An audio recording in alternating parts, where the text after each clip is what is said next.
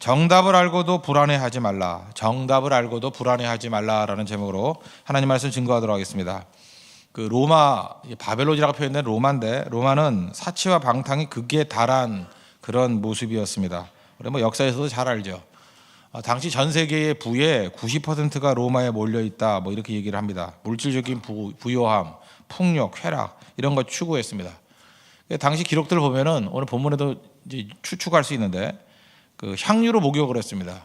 이게 무슨 뜻인지 잘 모르면은 샤넬 5 요만한 거에 들어간 거 있죠. 그걸 갖다 부어갖고 목욕했다.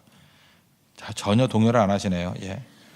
옷도 한 번 입으면은 다시는 안 입었답니다. 근데 그 옷이 우리가 지금 SPA로 이렇게 싸구려로 사는 게 아니고, 그 우리식으로 하면 뭐 몇백만 원짜리 옷을 뭐 한 번 입고 안 입었다. 너무 부유하니까. 저는 제일 웃겼던 게 뭐냐면, 많이 먹으려고 먹으면 토하게 만들어주는 노예가 있었대요. 이렇게 뭐 토하게 만들어, 먹고 토하고 먹고. 그래서 세끼 먹는 게 너무 아까워서 토하고 또 먹고 또 먹고. 그러니까 어떻게 살았는지 아시겠죠. 당시 모든 경제는 노예가 다 이끌어갔습니다. 쾌락은 뭐 노예를 통해서 다 이룰 수 있었고, 노예가 6천만 명 정도 됐다고 얘기를 합니다. 근데 망했잖아요. 그래서 중요한 메시지인데, 최고의 전성기에도 망할 수 있다는 것입니다. 하나님이 툭 건들면 무너집니다. 그래서 우리가 인간의 전성기, 그럴 때 우리는 두려워할 줄 알아야 돼요. 저거 얼마 안 갈 수 있구나. 하나님이 아무리 전성기를 할지라도 하나님이 툭 건들면 무너질 수 있다는 거. 내 자신에 대해서는 겸손함이요, 세상에 대해서는 부러워하거나 두려워할 필요가 전혀 없다는 것입니다. 하나님 손에 달려 있다는 것입니다. 우리 1절부터 8절까지 내용에 있어서는 바벨론이 망했죠. 로마가 망한다. 지금 굉장히 9절부터 24절까지 긴 얘기인데 뭐 딴 얘기 아닙니다. 로마에 빌붙어 살던 놈들 다 같이 망한다는 거예요. 그죠? 우리도 이렇게 빌붙어 사는 불쌍한 인생 돼서는 안 된다는 것입니다. 빌붙어 사는 부류가 세 부류가 나오죠. 땅의 왕이 나오고, 그 다음에 땅의 상인이 나오고, 그 다음에 뭐 여러 얘기 나오는데, 해운업자들, 이게 이동하는 거죠. 운송업자들, 운송하는 사람들이 다 대성통곡하더라. 그리고 바벨론은 던져져서 다시는 흔적도 찾을 길이 없더라. 이 최종 심판입니다. 세상의 종말, 그리고 로마의 종말입니다. 우리가 하나님 믿고 의지하지 아니하면 이 세상과 함께, 의지했던 것과 함께 다 사라져 버린다. 그러므로 하나님만 의지하는 너희들이 소망이 있는 것이고 잘하는 것이다. 이렇게 응원해 주는 거예요. 이게 오늘 본문 말씀의 내용이라는 것입니다. 첫 번째 살필 내용은 세 가지 그냥 간단하게 살피겠습니다. 세상과 더불어, 세상을 그 빌부터 살면 세상과 더불어 사라진다는 것입니다. 세상과 빌부터 살지 말라.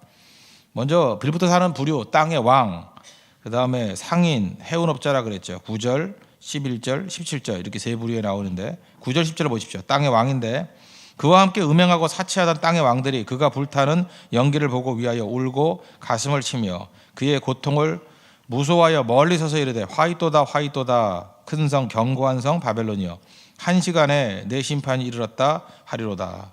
그러니까 같이 누리던 권력자들 대성통곡했다는 것입니다. 이 눈물은 회개의 눈물이 아니고 원통함의 눈물이에요. 원통함. 여러분 신기하지 않습니까? 이상해요. 제가 이렇게 쭉 보면은 믿음이 있는 사람과 믿음이 없는 사람 똑같이 고통을 당하잖아요. 그러면 누가 분노가 더 심하느냐 하면 믿지 않는 사람이 훨씬 분노가 심해요. 그래서 이상했어요. 왜 믿지 않는 사람들은 마귀가 저렇게 역사에서 분노하게 만드나? 분노가 심한 이유가 뭘까? 그 멘탈리티를 살펴보니까 이해가 되더라고요. 믿음이 없는 사람은요, 모든 것이 다 내 것이라고 생각하는 거예요. 내 것이 무너졌다라는 거예요. 내 것이. 그러니까 누가 내 것을 훔쳐갔어, 누가 내 것을 무너뜨렸어. 그러니까 피해의식이 훨씬 큰 거예요. 여러분, 피해의식이 크다라는 건요, 그게 불쌍하다가 아니라 굉장히 에고가 강하다, 그렇게 보면 틀리지 않습니다. 내 거라는 거예요. 내 걸 누가 건드렸어, 이런 거죠. 그 어린아이들 보면 그렇죠. 부모가 다 준 건데 내 거 왜 건드려? 그러면서 막 울잖아요. 그때 어린아이니까 귀엽기라도 하지. 우리가 그런 생각을 갖고 있다는 거예요. 진짜 내 거라고 믿는 거예요. 믿음이 있는 사람은요, 모든 것이 하나님께로부터 왔고 하나님께로 말미암고 하나님께로 돌아간다. 욥의 고백하고 거의 비슷하죠. 그러므로 생각보다 피해의식이 없어요. 주신 것도 여호와시요 거두신 것도 여호와십니다. 그리고 하나님을 바라보는 모습이 있다는 것입니다. 그런데 그게 아니면은 이 분노가 있다는 거예요. 여기 땅의 왕들 보십시오. 자기 거 아니거든요. 엄밀히 말하면 바벨론에 빌붙어가지고 먹고 살던 거였는데 오히려 막 분노하고 애통하잖아요. 그리고 실제로 가까이 가지도 못합니다. 여기 보니까 무서워하여 멀리 서서, 마치 뭐 어떤 그 이번 자살한 사람하고 비슷하죠. 그렇게 친하게 지냈다 그러는데 죽고 나니까 다 모른다 그러잖아요. 다 모른다. 세상이 그래요. 이용할 때만 이렇게 아는 척하고 아니면 다 모른다. 정승이 죽으니까 아무도 안 가잖아요. 그죠? 정승 개가 죽을 때 막 문전성시를 이루고. 한시간이라는 게 뭡니까? 순식간에. 이게 땅의 왕들. 땅의 상인들에 대해서는 좀 자세히 묘사를 하고 있습니다. 11절 보십시오. 땅의 상인들이 그를 위하여 울고 애통하는 것은 다시 그들의 상품을 사는 자가 없음이라. 그러니까 시장이 사라졌다는 거죠. 마켓이 사라졌다. 소비가 사라졌다. 이게 무슨 얘기예요? 어마어마한 소비 문화였다라는 것입니다. 여기서 알 수 있는 게 뭐예요? 권력과 이 소비와 향락은 긴밀한 연결이 되어 있습니다. 이런 것들이 연결되어 있는 것을 갖다가 상업주의라고 그러죠. 커머셜리즘, 상업주의. 로마의 상업주의보다 지금 이 시대의 이 자본주의 상업주의가 훨씬 더 강하겠죠. 그러다 보니까 이게 다 얽히고 설켜 있는 거예요. 잘 보세요. 바벨론이 로마가 무너지면 안 돼. 로마가 무너지면 우리는 어떻게 살아? 하면서 땅의 왕들이 한탄하는 거고, 또 상인들은 어떻게 해요? 시장이 다 사라져 버렸죠. 시장이 사라져 버리면 우리 뭐 먹고 살아? 그죠? 경제가 어려워 이러고. 그 다음에 시장이 사라지니까 운송업자들이 나를 게 없잖아요. 우리는 뭐로 날라 먹고 살아? 그러니까 결국은 모든 것들이 이런 죄하고 우리 먹고 사는 문제가 막 연결돼 있다는 거예요. 시스템입니다. 시스템으로 연결돼 있어서, 그래서 이때의 힘을 발휘하는 게 뭐냐면 하나님의 말씀의 원리보다도 그 내 코가 적잔데 하는 거예요. 경제의 논리와 힘의 논리, 이게 모든 것을 다 지배한다는 것입니다. 그래서 절대로 저건 무너지면 안 된다. 죄악이지만 무너지면 안 된다.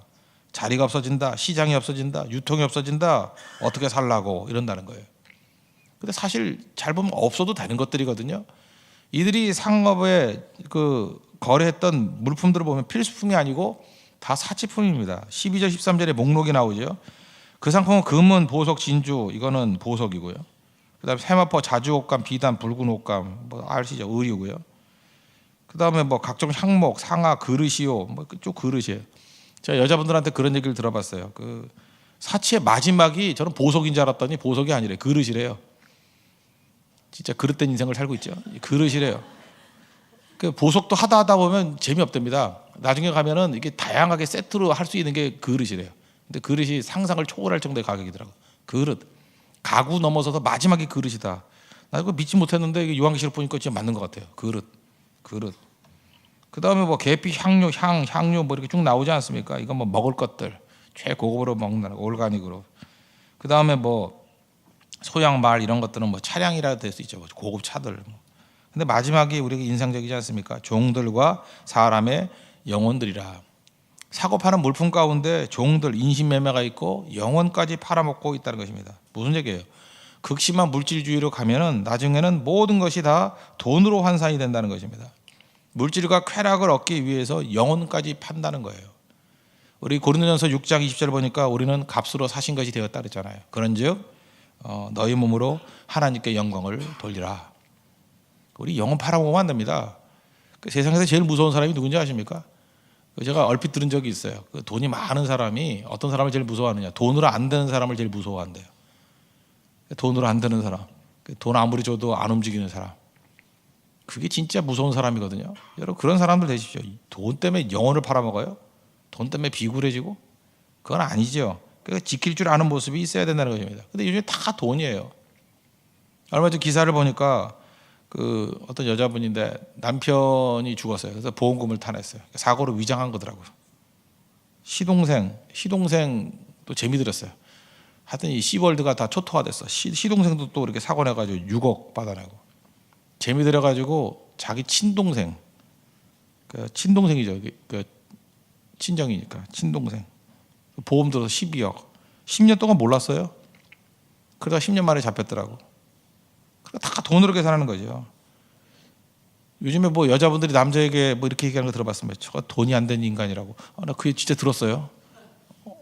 그래서 돈이 안 되면 죽는구나. 내가. 그래서 저는 항상 체크해요. 제가 생명보험이 들었는지 안 들었는지 싹 이게 지워놓고 그죠. 이게 돈이 안 되는 아이들을 모자른 아이라 그러잖아요. 부모들도 그래요. 사랑스러운 아이들도 돈으로 계산해요. 그죠. 돈이 되는 과다, 돈이 안 되는 과다. 다 돈으로 보는 거죠. 어제 말씀을 살필 때 우리가 불안해질 때 벗어나든지 아니면 그거를 유지하고 싶어가지고 빠지는 게 중독이라 그랬죠. 그러니까 불안해서 중독에 빠지는 경우가 있고요. 또 하나는 욕심 때문에 중독에 빠지는 경우가 있다는 것입니다. 도박 중독 한번 생각해 보세요. 돈 벌어야겠다. 돈 욕심이 생기죠.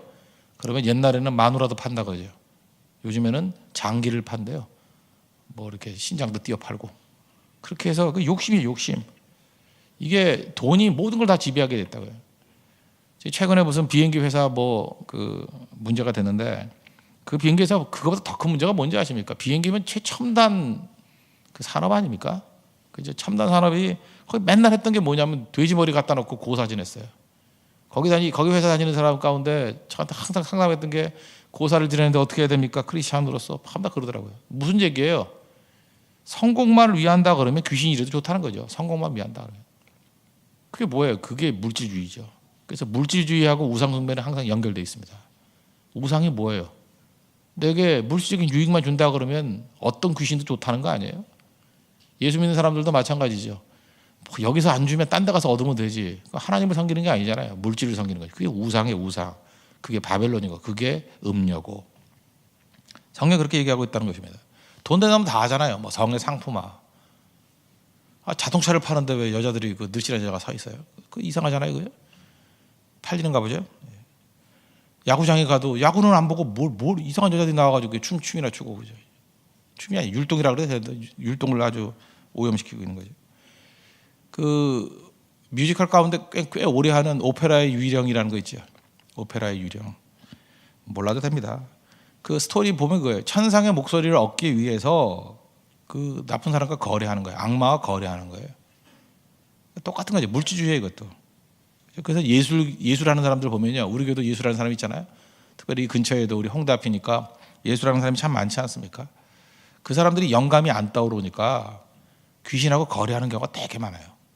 그죠? 마약을 해서라도 영감이 떠오르면, 그죠? 어떤 목표를 이루기 위해서는 뭐든지 다 하겠다. 이 물질주의라고요. 빌부터 사는 거예요. 같이 무너지게 된다는 것입니다. 사실 우리 그 운동선수들 뭐 최근에도 그 금지 약물 복용 이런 거 있죠. 금지 약물 복용, 스테로이드 이런 거 맞으면요, 갑자기 힘이 무지 세진대요. 기록이 한 10% 20% 더 나온대요. 스테로이드. 그 스테로이드 저도 써봤어요. 제가 운동하려고 써본 게 아니고 딱 1년 전이었죠. 그 부활절쯤에 전정기간에 문제가 있지 않았어요? 아무도 기억을 못하지. 남의 불행은 기억을 안 하네. 그래서 그걸 어떻게 하느냐 했더니 그 뭐 치료도 하지만 스테로이드 처방을 해주더라고.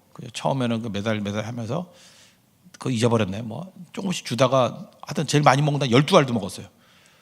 근데 12알 먹으니까 야, 스테로이드가 이런 거구나. 그죠? 이렇게 빙빙 돌던 게 완전히 낫고요. 그 묘한 기분이 좋아가지고 야, 이래서 이거 하는구나. 이래서 이거 박태환이 이거 했구나. 내가 배송에 다 들더라고요. 그죠? 박태환이 그거 했는지 모르지만 하여튼 간에 스테로이드가 그 운동선수들 많이 하는 거거든요. 또 스테로이드 이거 마시면요, 이렇게 근육도 막 나와요. 가짜 근육 만들고 다니는 남자들 있죠. 그 여름철에만 그런 거 하는 애들. 그거 굉장히 위험한 거라고. 스테로이드. 그런 거죠. 그것도 뭐예요? 자기 목표를 이루기 위해서는 얼마든지 하겠다는 거 아니에요. 이게 자기가 몸이 상하든 말든 다 이런 일이 벌어진다는 것입니다. 그러므로 여러분 잊지 마시죠. 돈이 인간의 존엄성을 지키지 못합니다. 우리는 그러잖아요. 내가 돈이 좀 있어야 인간의 존엄성이 있지. 아니에요. 사랑이라든지 소망이라든지 뭐 희생이라든지 이거 돈으로 되는 거 아니에요. 그래서 교회가 돈이 너무 많으면 안 돼요. 그러면 진짜 가치 있는 거 하나도 못 지킵니다. 제가 돈으로 하려고 그러니까. 돈이 아니라고요. 진짜 하나님께서 귀중한 것은 돈 아닌 것에 다 숨겨놨습니다. 여러분 한번 생각해 보세요. 이게 물질주의가 됐다는 게 뭐냐면, 뭐 예를 들어서 어떤 뭐 자매한테 야, 한번 웃어봐라, 10만 원 줄게. 그럼 웃겠어요? 내가 어저께 그랬더니 웃는데요. 내가 미치겠더라고 진짜. 내가 민망해가지고 한번 웃고 10만 원이면 어떤 이 물질주의 화신하네 그랬었는데 농담이겠죠.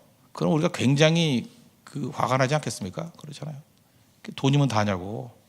그게 아니죠. 우리 인생을 이렇게 살면 안 된다. 근데 당신 이게 욕심이 극에 달하면 이게 중독에 빠져서 결국 다 무너져 버린다는 것입니다. 그래서 그 체제가 무너지면 동시에 같이 무너지게 된다. 그러므로 우리가 하나님 앞에서 꼭 가져야 될 우리 첫 번째 메시지, 그죠? 세상과 빌부터 살면 세상이 무너질 때 같이 무너진다는 것입니다. 끊고 살아야 된다는 거예요. 그러기 위해서 두 번째 메시지는 뭐냐면 가볍게 살아야 됩니다. 몸도 가볍게 살고 마음도 가볍게 살고. 그래서 우리가 너무 지킬 게 많으면 안 돼요. 자꾸만 디자인을 할 때 시간이 가면 갈수록 지킬 게 많은 인생을 살면 안 되고 우린 나그네잖아요. 그래서 쓰다가 빨리 가야 돼요. 그래서 잠깐만 시간이 가면 갈수록 내가 지킬 게 많아진다 그러면 잘못 살고 계신 겁니다. 지킬 게 별로 없어야 돼요. 그냥 누리다 가는 거예요. 우리가 전부 다 이 부자 청년 컨디션으로 살아가는 경우가 많아요. 부자 청년. 우리 맨날 욕하죠. 아, 예수님 제자들 기회를 놓쳤냐 이 바보야 그러는데 우리가 그래요. 이 부자 청년 순수성이 있죠. 하나님 말씀 잘 섬기고 잘 믿으려 그랬죠. 그걸 누가 부인해요. 율법 다 지키고 그 예수님께서 사랑스럽게 봤다 그랬잖아요. 참 그 청년치고는 괜찮은 애다. 그런데 주님 사랑하는 마음도 있었지만 예수님이 뭐라 그랬어요? 내 재산 팔아가지고 나눠주고 나 따라와라. 제자들아 그런 그 부자 청년이 아마 예수님이 12제자 가운데 하나 됐을 거 아니에요. 근데 성경은 뭐라고 얘기합니까? 재산이 너무 많아가지고 재물이 많음으로 근심하며 갔다고. 이게 이 부자 청년의 이 멘탈리티가 우리예요. 우리가 딱 그래요. 두 마리 토끼 다 잡으려고 그래요. 주님 부르심도 따라야 되고 그렇지만 바벨론도 싫지 않아요. 여기에 갈등이 온다는 것입니다. 롯 보세요. 소돔과 고모라 망하는 거 다 아시죠? 불바다 돼서 다 죽어요. 하나님이 가르쳐주고 나오라고. 빨리 거기 나오라고. 빨리 나왔나요? 창세기 19장 16절 보니까 롯이 지체함에 머뭇머뭇거렸어요. 느렸다고. 그래서 천사가 손 잡고 끌고 나왔어요. 끌고. 그 망할 도성도 자꾸 쳐다보고 부인은 또 돌아보다가 소금기도 내버렸잖아요. 이게 이런 멘탈리티가 우리에게 다 있다는 것입니다. 헌신도 못하고 도망도 못 치고. 내가 기대고 있는 것이 무너지면 나도 무너집니다. 예를 들어서 벽에 기대고 있어요. 근데 베니아판이에요. 그게 무너지면 같이 무너지죠. 거기 무게중심을 두고 있으면. 안 그래요? 뭐 우리 지하철 그게 뭐 환기구라 그러나요? 그렇게 뭐 쇠창살 같이 된 거 있잖아요. 거기 올라갔다가 빠졌던 적도 많죠. 근데 이상하게 길도 있음에도 불구하고 잠깐 글로 올라가고 싶죠. 저도 그래요. 잠깐 뭐 그래서 가면 안 돼 하고 돌아섰던 적이 있는데 거기 약하다 그러잖아요. 떨어지면 막 5m에서 한 10m쯤 된다 그러잖아요. 그런데 만약에 그거를 의지했다, 거기에 무게중심 다들 그걸 의지했는데 그게 무너지면 나도 무너져 버리는 거 아니에요. 그래서 인생은요 세상 빌부터 살면 안 되고 세상 의지하면 안 된다는 거예요. 하나님께 무게중심을 두는 거. 근데 세상은 우리에게 자꾸만 그죠 무게중심을 우리에게 둬 그런다는 거예요. 그래서 해야 될 일이 뭐예요? 자꾸 주님만 의지하는 법 배워야 돼요. 자꾸만 내려놓는 것을 배워야 됩니다. 그래서 내가 중심이 하나님인지 아닌지는 언제 아느냐? 뭘 제거해 보면 알아요. 뭘 제거해 보면 어떤 분이 그 부부관계 별로 좋지도 않아요. 뭐 남편 별로 좋아도 안 하는데 그 남편이 죽고 난 다음에 서러워해도 너무너무 서러워하더라는 거예요. 너무너무. 강남에 있었던 일입니다. 너무너무 서러워. 그래서 하도 궁금해서 별로 부부 사이도 별로 안 좋았는데 뭐 죽고 난 다음에 뭐 이렇게 서러워하냐 그랬더니 그 여자분 말 그대로예요. 이제 누가 휘발유 넣어줘. 여자 휘발유 넣을지도 몰랐대요. 그래서 누가 휘발유 넣어줘. 누가 관공서에 가. 그러니까 머슴이 죽은 거예요. 머슴이. 그죠? 자기 잔일 해줬던 머슴이 죽은 거지. 홀로서기 하십시오. 홀로서기. 없어도 될 수 있을 정도로 홀로서기. 참 중요한 거예요. 그죠? 우리가 의지했던 것들 없어져도 될 인생. 그게 가볍게 사는 거예요. 없어도 될 거. 인생 그렇게 살아야 된다는 거예요. 그래서 팔복에 보면요. 미래 시제가 아닌 게 딱 두 개가 있어요. 다 복 받는 건 미래잖아요. 가난한 거. 가난한 자는 복이 있다. 그 다음에 또 하나는 의를 위하여 박해를 받은 자예요. 이거 과거거든요. 의를 위하여 박해를 받는 자가 아니라 받을 자가 아니라 받은 자. 과거로 돼 있어요. 복이 있나니. 가난과 핍박. 사실 이게 복인 게 뭐냐면 가난한 사람은 잃을 게 없잖아요. 그래서 생각보다 중심 잡기가 편한 거예요. 그래서 부자가 천국 가기 힘들다는 게 그걸 액면 그대로 받아들이기보다는 너무 지킬 게 많은 거예요. 그래서 이 영적으로 부여해야지 육적으로 지킬 게 많은 사람들 정말 힘든 인생 살아갑니다. 자꾸만 정리해 가야 돼. 단순하게. 그냥 뭐 잃어버릴 게 없도록. 그래서 나이가 들면 들수록 이 땅에 뭘 많이 두면 안 되고 천국에 무게중심이 많이 가 있어야죠. 내가 이제 주님 앞에 설 날이 5년 남았다, 10년 남았다 이렇게 되면은 이 땅은 잠깐 정리해야 되고 갈 곳을 향해서 이렇게 투자를 해야 될 거 아니에요. 근데 정말 어리석은 인생이 뭐냐면 갈 날이 얼마 남지 않았는데 땅의 것이 잠깐만 커지고 있어. 점점 늘어나요. 그 답답한 인생이죠, 그죠? 그러면 안 되죠. 이번도 뭐 어떤 대학교 뭐 이사장 되시는 분이 74세나 되시는데 말씀을 좀 잘못하셔가지고 사퇴를 하셨대요. 나는 그게 복이라고 생각해요. 그분은 지금 거기서 얼쩡거리면 안 되고 지금 천국 갈 준비를 해야 돼요, 지금. 그죠? 그거 준비가 아니고 오히려 이 어려움을 통해 가지고 하나님이 은혜 주시길 원해요. 그죠? 은혜 주시길 원해서 정말 그 다음 준비할 것이 무엇인가. 내가 볼 때 그게 나쁜 게 아니에요. 그게 복이죠, 복. 우리 인생을 그렇게 살아야 된다는 것입니다. 오늘도 몸을 가볍게 하고 마음을 가볍게 사는 믿음의 종 되기를 바랍니다. 그 다음 마지막 세 번째 20절 보십시오. 하늘과 성도들과 사도들과 선지자들아 그로 말미암아 즐거워하라. 하나님이 너희를 위하여 그에게 심판을 행하셨습니다. 정반대 반응이 벌어진다는 거죠. 빌부터 사는 자들에게 심판이 있지만 하나님의 택한 백성들은 크게 기뻐하더라. 역전의 모습, 희비 쌍곡선이 벌어지더라. 결국은 이 상황 전에 우리에게 오늘 제목과 같은 거예요. 우리는 정답을 가진 사람들이죠. 하나님만이 의지할 수 있는 분이고 결코 넘어지지 않는 분이다.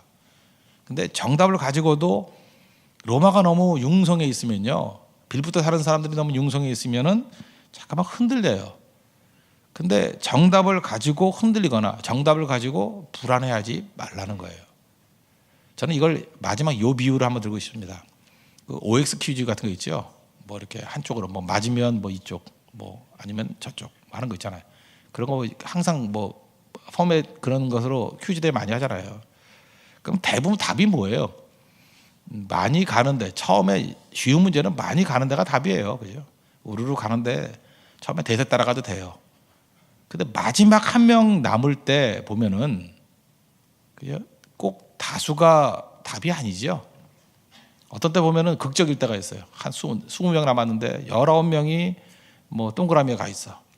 근데 한 사람은 X에 가 있어. 다들 생각하기를 X가 틀렸다고 생각하는데 의외로 그 X로 가 있던 사람이 정답일 때가 있어요.